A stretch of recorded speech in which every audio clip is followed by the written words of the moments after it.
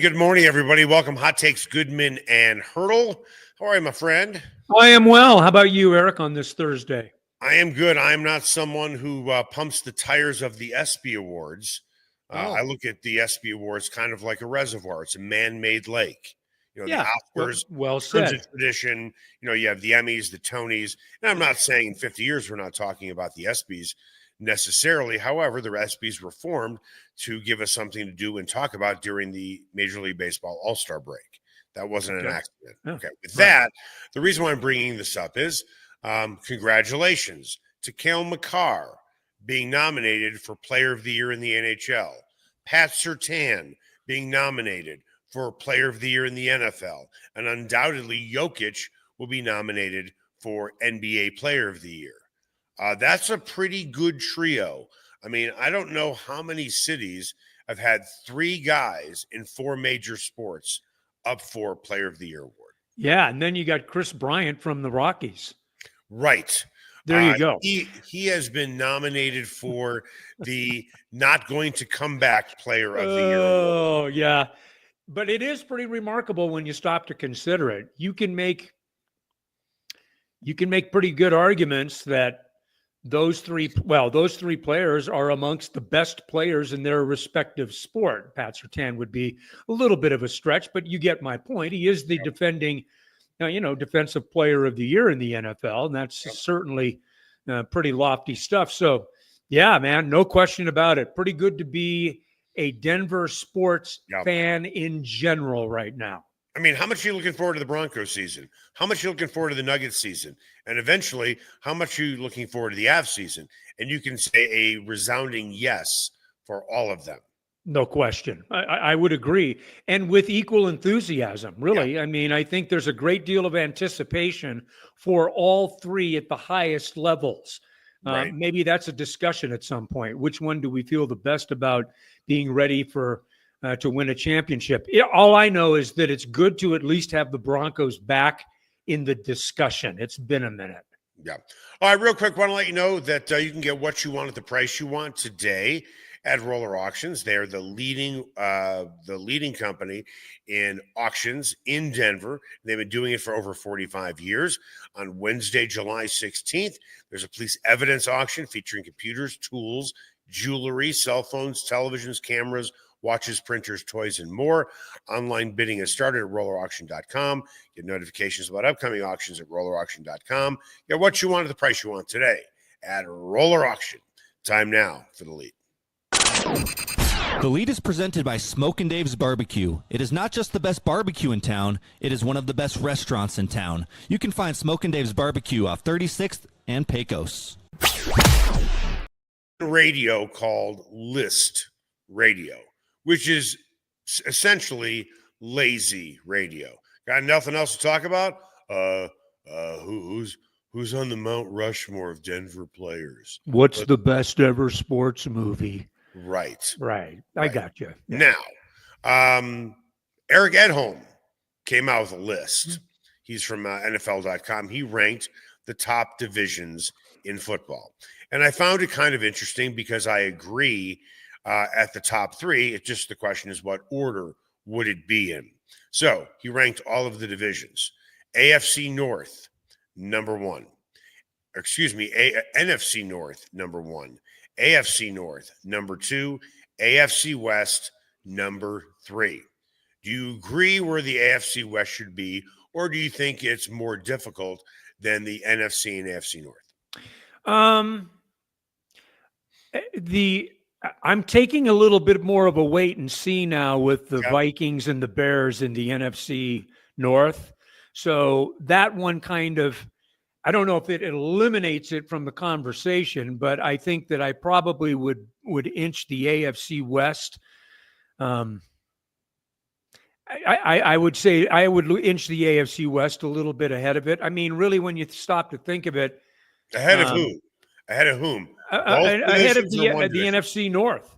I think I really do. I mean, I think there are more questions in the NFC North. The Bears could be interesting. Vikings, I suppose so. I know the Packers and the Lions are going to be good. That kind of goes without saying. And then in the AFC East, You can always make a pretty good argument. I mean, when you've got Buffalo, I think you mean the NFC, the AFC, the AFC North, East, the North, AFC North, yeah, AFC North. Excuse me. We're both getting up there. We're having. I'm getting my directions mixed up. I think when you're talking in that terms, anytime that you start right now with Buffalo and Baltimore, right? I mean, when you're starting with those two teams, even if the other two are just kind of whatever, that's still a pretty dang good division. So I'd probably put the AFC West second right now, probably behind that division in the AFC. Well, let's play a game and let's rank the teams in the division 1 through 4, and then we'll play a game after that. Would you go Chiefs, Broncos, Chargers, Raiders, or Chiefs, Chargers, Broncos, Raiders? I think Chargers, Broncos are interchangeable, and I really mean that. I mean, for hometown purposes, let's go with the Broncos at number 2. So, fine. And would you agree in order, Lions, Packers, Bears, Vikings? Probably, yes. Just because of J.J. McCarthy? Because we just don't know yet, right. Yes. Okay, so with that, let's take the top 2 teams in the AFC West and the AFC North. Chiefs, Ravens, who's better? We're going to compare 1 through 4, and if somebody comes out, I actually think the Ravens 3 points to 1, then that's the better of the division. I actually think the Ravens are better, but they certainly haven't proven that to any sort of definitive level. But I mean, I would say the Ravens are slightly better than the Chiefs. I could see your argument. I can make your argument. The Ravens still haven't beaten the Chiefs. Right. I mean, the results speak for themselves. So but in the moment of which one do I think is a better football team, I think that Baltimore's probably a better football team. Ravens secondary is excellent. Lamar Jackson is coming back. Derrick Henry is still Derrick Henry. I understand all that. Still, well, are the Broncos ready to unseat the Chiefs for the top spot in the division? I got to see it first. Totally. Absolutely. Okay. So I'm picking the Chiefs over the Ravens. I am. Okay. Fair enough. Pick the Ravens over the Chiefs. Broncos, Bengals. Not by much. Broncos, Bengals. Broncos, Bengals, or Bills? Broncos. No, we're not. We're doing divisions. The Bills are the AFC East. So Chiefs, Ravens. We're going the AFC West versus the AFC North. I think the Broncos. Let's call it a push. Chiefs, Ravens. You want to call it a push? That's a push. Yeah, let's call it a push. I'll give you that. If the Broncos played the Bengals, who's better? I'm going to give the Broncos the edge. Offensive line, defense. I think the quarterback situation with Burrow is better than the quarterback situation with Nix, but not by so much that I would just dismiss the Broncos offense. But we still are in a position of having to see what we have with the Broncos offense. But I think I would give the Broncos a very slight nudge over the Bengals. I'll give you some pushback on that. Did I hear you say correctly? There isn't that much of a gap between Nix and Burrow? Well, I mean, I don't think it's so overwhelming that Burrow's lapping Nix. No, it's not. Yeah. No, it's not. It really isn't. Burrow's easily a top 5 quarterback in this league. Easily. Give me 5 better. Give me 5 better than. Oh, I'm not going to give you 5 better, but I don't think Bo Nix is as far behind as you do. And I do think that the ceiling for Nix continues to be higher than it even is with Burrow. Yeah, Joe Burrow to me is a top 4 guy in this league all day. Bo Nix, do you think Bo Nix is a top 10 quarterback in this league? He certainly played like it. Statistically, he was the last 12 games of the season. Okay. So the answer is a halting yes. Probably right now, you wouldn't line him up in the top 10. I think he's a top 15 guy. I think he has the potential to be a top 10 guy this year. I'm not arguing Bo Nix and Joe Burrow. Yeah. Joe Burrow's ahead of Bo Nix. What I think that we might debate is how far Burrow is ahead of Bo Nix. And I'd be willing to take that on too. But given the Broncos defense, their offensive line, I mean, go check the sack numbers on Joe Burrow. I mean, I'll take the Broncos in that, but not by a ton. Yep. But I would take the Broncos in that one. I would take the Broncos as well when it comes to wide receiver. Clearly, the Bengals have the edge there. I do think there's a pretty sizable gap right now between Burrow and Nix. It's not a knock on Nix. Nix has run a race in which he has run very, very fast. It's just Joe Burrow is that much further ahead because he's that much faster. Does that make sense? I mean, I guess, yes. I mean, you are talking about a guy, just to throw this out at you for fun. Bengals were a terrible football team last year. Is that fair to say, considering their expectations? Not very good. Okay. So Joe Burrow literally carried that team to the tune of nearly 5,000 passing yards, completing 71% of his passes, 43 touchdowns, and 9 interceptions. Yeah. His quarterback rating was 109. Bruce, I love you. It's not close. Yet. And by the way, Burrow threw for... But it's not enough. But that doesn't matter. You can make that argument. I really don't care. Yeah. I mean, obviously, Burrow's ahead of Nix. It's to what degree he's ahead of Nix as it relates to judging the Broncos against the Bengals. That's where I'm coming from. I'm not arguing Burrow and Nix. I understand where they both are. Yeah. Okay. And we agree. So give the Broncos that one over the Bengals. Yeah. Seems like a homer pick, but the Fair Broncos enough. defense is truly that good. Yes.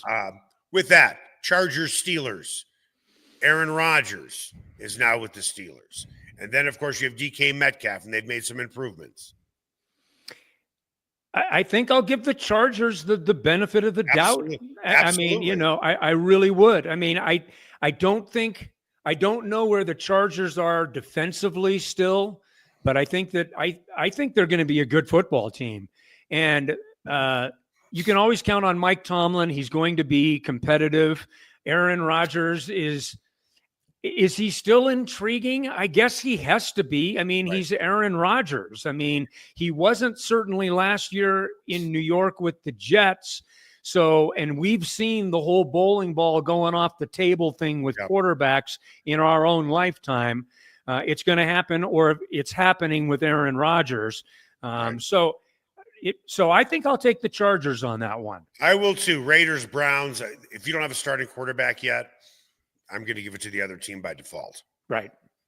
So, So we have 3-0 AFC West and 1 tie. Who's the best division? Boy, it sounds like homerism, doesn't it?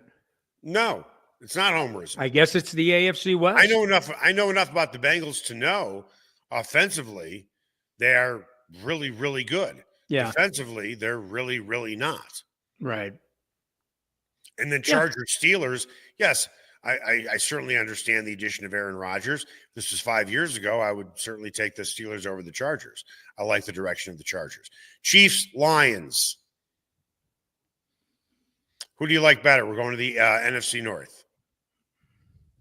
I think I probably like the Lions better.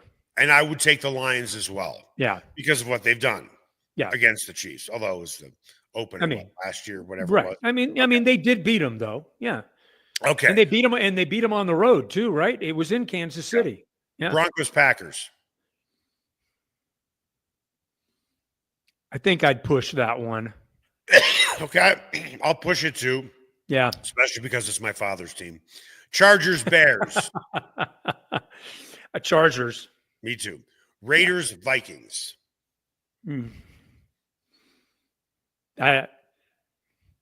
Two not very good teams, I don't think.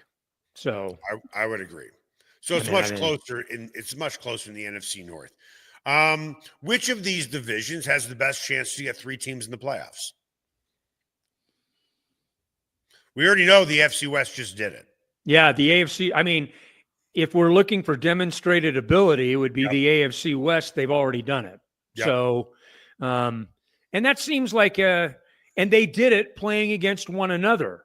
Right. So, and we know how hard that is when you're playing 6 games against other really good people in your division. But Right. they did it a year ago. Why wouldn't you think it couldn't be done again this year? Right. Okay. Which division has the best quarterbacks? You got Mahomes, Herbert, Nix, Geno Smith, Lamar Jackson, Joe Burrow, Aaron Rodgers, and we don't know about Cleveland. Love, Goff, McCarthy, Caleb Williams.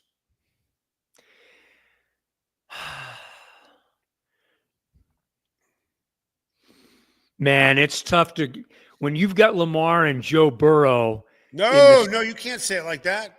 You just said that Burrow and Nix were closer than most people think.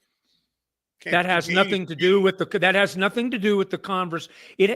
You are twisting, as you sometimes do, my words to fit your argument.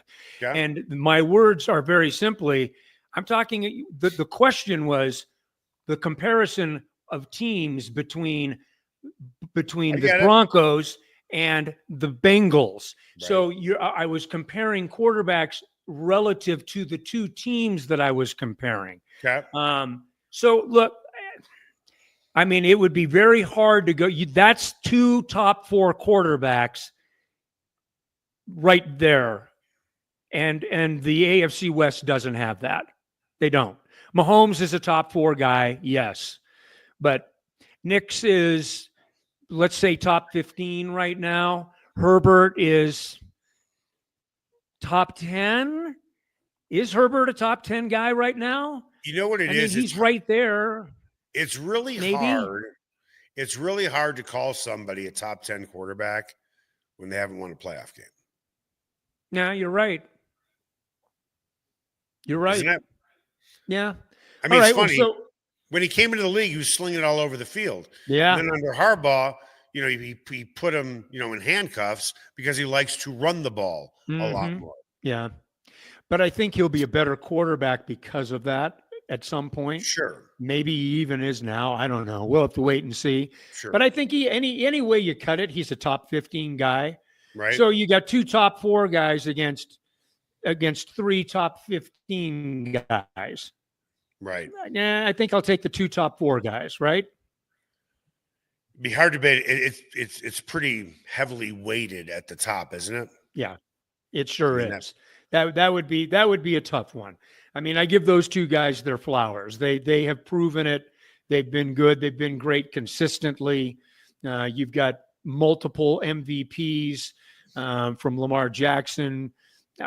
Yeah, I mean, that one I would probably give it to him. Yeah. So a lot of the preseason power rankings, which is another list we enjoy talking about, it's list day on the show. Yeah, it is list day. List day. In a lot of the power rankings, the Broncos are considered by many the 4th best team in the AFC, behind the Ravens, Bills, and Chiefs. If you look at power rankings throughout the entire NFL, and then you look at the teams in the AFC, those 3 teams, the Ravens, the Bills, and the Chiefs, are all ahead of the Broncos. But I haven't seen too many teams, if any team, ahead of the Broncos at number 4. So with that, well, first of all, do you agree they're there? Yes, I do think that they're 4, 5, 5, 4. I think the Chargers are certainly in that conversation. I really do. Houston Texans in that conversation. I mean, the Texans have got to kind of bounce back a little bit. Now they're going to be healthy, obviously. You got C.J. Stroud in his 3rd year instead of his 2nd. He did not have a good year last year. If you use his rookie year as his baseline, he did not have a good year. He had a lot of injuries on offense. He did. Yeah, no question about it. And they are going to be healthy. Yeah. So I think Houston is probably in that mix. But I will say this. I don't know how you feel, but I'll say this with some confidence. The Broncos are and they should be. They were the 7th seed a year ago. They're a top 6 team in the AFC, and they could be better. Now, you can make the argument that the 3 teams at the top, certainly the 2 teams at the top, are, I don't want to go heads and shoulders above everyone else, but there's some space at the top there. Okay, I mean, just for fun. Just for fun. If the Broncos were in the NFC, where would they be? I think we both agree the Eagles would be ahead of the Broncos, same with Detroit. What about Washington? I think they would be on an even footing with Washington. Minnesota finished 14-3 last year with their quarterback. How about the Packers? Packers, I think that would be fairly even footing. Yes. So the Packers would be on the same level as, say, the Chargers and maybe the Texans in the AFC. I think so. Do you think that's fair? Yeah, that is fair. Yeah. So then, at worst, they're fourth or fifth in the NFC. Unless you think the Rams are better than the Broncos, and I don't. I think the Rams would be another team that would be pretty similar to the Broncos, really. I mean, I mean, you get into that second level, which, let's be candid, the Broncos are on that next level. They're not on that sure thing level, right? Or however, this most serious contender level. We know who the favorites are. Yeah. And they will continue to be those teams. They are on that next level. And it's not particularly deep, but I think Washington can be there. I think the Rams can be there. Packers can be there. Chargers, Texans, Broncos. Okay, now you're 5 deep into that second level. Yep. I think that's a good place for the Broncos to start the season. Okay. All right, coming up after the break, we know that Bo Nix is the most important guy on the roster because he is the quarterback. And he's the most important guy in order to have a great season. So if we take Nix out of it, we're going to talk about one guy on offense and one guy on defense who fit that bill outside of Nix. They have to have great years for the Broncos to have a great year. That's next. Spice up your next night out at Nola, Jane, and Lodo. Authentic Cajun cuisine like andouille sausage gumbo with dirty rice, crawfish etouffee, as well as 6 different po' boys like soft-shell crab and shrimp. Come in before or after a game at Ball Arena. Host a party or party on their rooftop deck overlooking Market Street during happy hour from 11 a.m. to 5. Plus, Nola Jane caters, delivers, and the kitchen is open late night. Make Nola Jane your new favorite spot to eat, drink, and party like it's Mardi Gras. Ever wondered where city and county fleet vehicles go when they retire? Now's your chance to find out and score big. Imagine driving away with a great deal on a reliable vehicle. For over 45 years, Roller Auction has been the trusted source for government fleet vehicles and equipment. Trucks, SUVs, sedans, and more, all selling to the highest bidder. Don't miss out. Visit roller.bid/hot takes to get auction updates today. Your next vehicle could be just a click away. Everyone has their favorite sports bar. Mine, the Sportsbook Bar and Grill in Highlands Ranch in the DTC.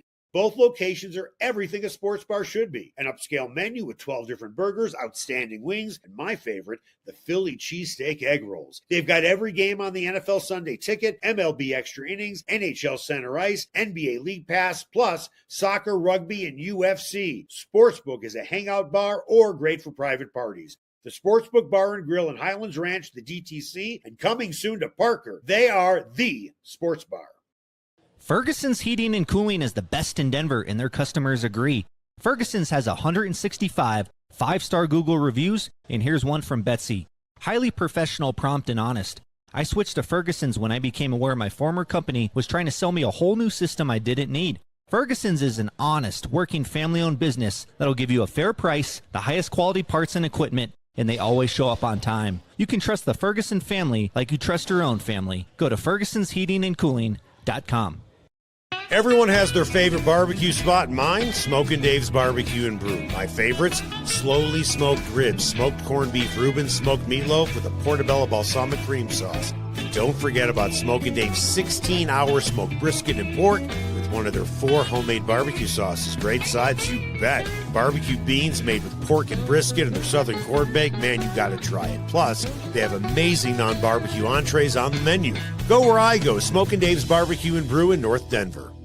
Sasquatch and Wildcard Casinos in Blackhawk have another incredible promotion. They'll be giving away a pair of Spider Cruisers or over $15,000 in cash the weekend of July 18th, just in time for the Sturgis Bike Rally in South Dakota. That's right, your choice, cruisers or $15,000 in cash. Get finalist entries every 45 minutes from 10 a.m. to midnight during their daily cash drawing with a locked-up jackpot of $100 or more. Sasquatch and Wildcard Casinos, loose slots, great promotions, great food, and a family-owned casino that treats you like family. And welcome back. Hot Takes Goodman and Haertl want to tell you about Smokin' Dave's Barbecue and Brew. It's not just the best barbecue spot in town. It's easily one of the best restaurants in town. You know, you go into a barbecue spot, it's usually all the same stuff. And in a lot of cases, it is very good. But what I love about Dave at Smokin' Dave's is he had a past life, and he's taken all of his culinary experience and put it on a menu. He's very creative in how he does things. I don't think I've ever seen a meatloaf served at a barbecue joint, right? Well, this is, taken up more than a few notches. It's next level stuff. It is a meatloaf with porter beer, and it has a bunch of different types of meats in it with a balsamic cream mushroom glaze. That is fine dining stuff. That's not your typical barbecue stuff. Plus, all their desserts are homemade. It's not just some cookie that one of the kids made and they wrapped it up in saran wrap and stuck it next to the register. The homemade bread pudding is unbelievable. Go check out Smokin' Dave's Barbecue and Brew. You can find them off of 36th and Pecos. Time now for What's Trending. What's Trending is presented by Ferguson's Heating and Cooling. Your family should trust the Ferguson family for all your heating and cooling needs, and you'll see why they have over 165 five-star Google reviews. Make an appointment today at fergusonsheatingandcooling.com. The obvious, Bo Nix is the key to the Broncos this season. He's the quarterback. He's the guy who's going to be here hopefully for a long time, and he certainly took a big step in his rookie year. Now, when we look at everybody outside of Bo Nix, give me one guy in offense, one guy on defense who you believe have to have pretty good years for the Broncos to not only make the playoffs, but potentially make a dent. Evan Engram is a no-brainer for me on offense. They have to be able to attack the middle of the field from the tight end position, although we use the term very loosely. This is a wide receiver, basically, that is masquerading as a tight end, but he will run most of his routes across the middle. So in the red zone and in third down situations, to me, this guy becomes an absolute key. If you could tell me that that he is going to be able to play 13 games, 14 games, let's say, in a 17-game season, and be a productive player in his position, I will say that gives them the best chance to become an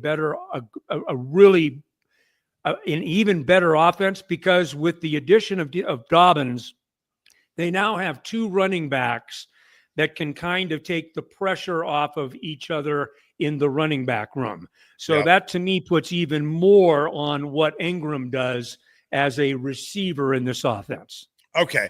I'm going to start by respectfully disagreeing with you in one small area about Evan Engram. He will not be counted on to score touchdowns. That's never been his thing. He's not a touchdown scorer. His first year, he had 6. Mm-hmm. He's never had 4 or more in a season throughout his entire career. To me, the touchdown guys will still be Courtland Sutton and probably Valet. Both of those guys. I think those will be your top 2 targets, and then whoever comes out of the backfield. My most important guy, I hate to saddle the rookie with it, but it's Harvey. They desperately need a running game. If this guy catches the ball well, finds a way to block well as a rookie, and rushes for over 1,000 yards, if I said to you, Harvey is going to run for a little over 1,100 yards at about 4.8 yards a carry, let's throw in 6 rushing touchdowns, 35 catches for 550 yards. What does this offense look like? As opposed to Evan Engram catching 55 balls for 850 yards and 3 touchdowns. Well, I'd need to know third down success rate, because to me it's going to be largely around that statistic. The only reason that I went with Ingram is because he is a singular talent in a position of need. And I agree with you on RJ Harvey, Yeah. but they've got Dobbins now as well. So you've got two guys to morph into one position that should give you some latitude.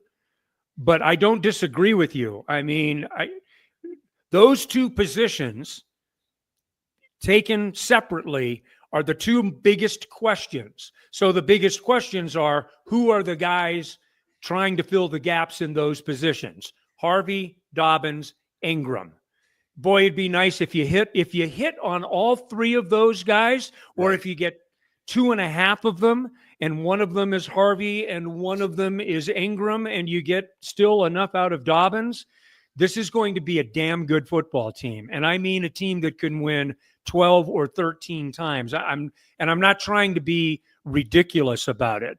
But if you're giving me 4.8 yards a rush and you're giving me, 380, 400 yards or whatever the number is out of the backfield, I'm showing you an offense that's functioning at a really high level. Okay. I'm going to set up this question by not necessarily saying you cannot pick this guy, but I'm setting it up by saying this is a guy I would not pick as the guy who has to have a career year or a great year for the Broncos to not only make the playoffs, but make a dent. I would not put Pat Surtain on that list. And here's the reason why. Pat Surtain has become Nikola Jokic. We know what he's getting. We know what he's giving every game. He is your given in the formula. He's the given. Yeah. There's nobody else on the Broncos who is a given. Nobody. Not Bo Nix. He's not a given. Cortland Sutton, he's not a given. Benito, 2 really good seasons. He's not a given. Zach Allen, what a season he had, at least statistically. 64. He's close. He's closer to a given, though, I think. Closer to it. Not a given, given, closer to it. That's all. So, okay. Who's your guy? All right. Defense. I'm going to go opposite of Pat Surtain. Oh. I think that there are two guys that I'm going to point at as, if they deliver huge seasons, it makes all the difference in the world to a defense that's going to be great regardless of whether they deliver it or not. But if they do, it puts them in an even better position. Riley Moss is that guy for me. And Dre Greenlaw would be second. But here's my deal with Riley Moss. If you're going to tell me that you can take away 2/3 of the field with the play that you're getting from your corners consistently, that changes everything about what this defense can do. It changes your blitz rate. It changes your pressure package from the edges. It changes what you can do, because you have two guys, if you want to play man-to-man on islands, it's immense.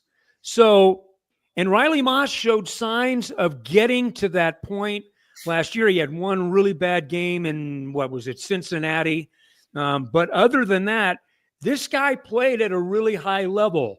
Can he move it up another notch or two? Because if he can, and all of a sudden now you've got those two corners really in lockdown mode, man, that changes the way that you play defense. Yikes. Okay. My guy is Dre Greenlaw. Yeah.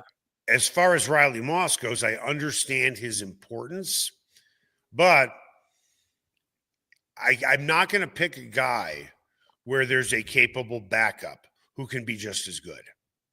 And that is Barron, right? The rookie. Mm-hmm. If Riley Moss doesn't play well, Barron's going to the outside. And by the way, anybody who believes that they drafted Barron to replace Riley Moss, it was not to replace him. No. It was to go into the slot. It was more of a replacement of Damari Mathis, in theory, than it was Riley Moss. I'm picking Dre Greenlaw for this reason. We believe the pass rush is going to be terrific, right? We believe that. Yes. Cornerbacks are going to be terrific, right? We think so, yes. The safety group is going to be hard-hitting and active. We can agree on that. Very good.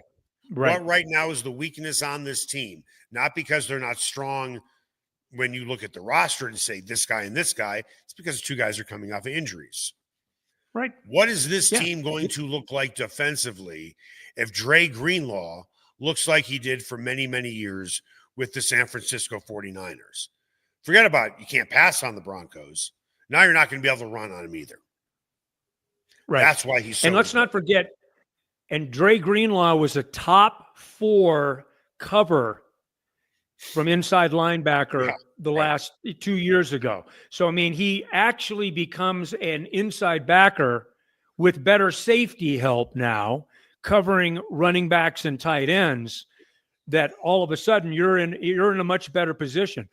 I certainly don't disagree. Dre Greenlaw is a huge piece for a defense that Eric has a chance to be.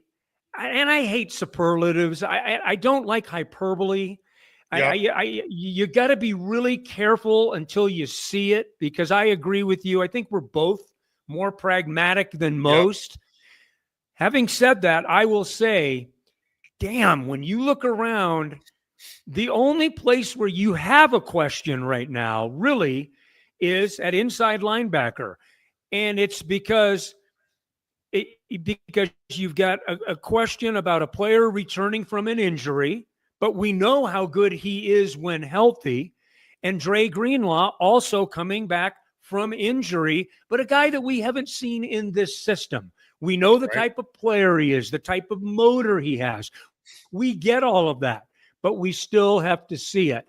And anytime that it's a question about two guys in the middle, it's a big question, right? You got to have those two guys have got to be really good for you.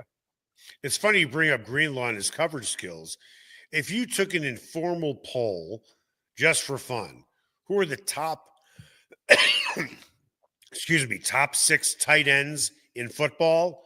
You could make the case in no particular order: Brock Bowers, George Kittle, Sam Laporta, Trey McBride, TJ Hawkinson, and Travis Kelce. You can make a case for all of those guys being the top 6. Now, if you want to argue for Njoku being in there, that's where I'd start. Mark Andrews being in there, you can make an argument for that. What I find interesting, as I'm making this up as I go along, and I picked those 6 guys on purpose, okay? 2 of them play in the NFC North, 2 of them play in the NFC West, and 2 of them play in the AFC West. You're going to be facing Bowers twice. Kelce, I'm sorry, he's still Kelce. I know his numbers are down last year. Oh, yeah. He's still Travis Kelce. Point is, now, listen, when I say Mahomes is Mahomes and, Kelce is Kelce, that's what we were saying about Peyton Manning in 2015 until we realized he just couldn't play anymore. And then you kind of knew, I'm not going to give him the benefit of the doubt anymore, right? We haven't seen that with Kelce. So with Dre Greenlaw, he's going to have his hands full if he's going to be covering Kelce and Bowers. And that gives it added importance why this guy needs to have a great year for the Broncos to not only make the playoffs, but make a bigger dent. No argument. Absolutely. And the quarterbacks in this division as well. We've already talked about how good the quarterbacks are. Probably the second best division in football for quarterback play. It, I think, is the best division in football for coaching. I really do. I mean, if you line up the 4, I don't think you get a better 4 than those guys. So it's going to be, you better be ready to strap it up every single Sunday and get after it, because it's going to be very entertaining, competitive, difficult to win every single week. And Eric, it's going to be for every team, and that includes the Kansas City Chiefs. The Chiefs lived on the edge a year ago.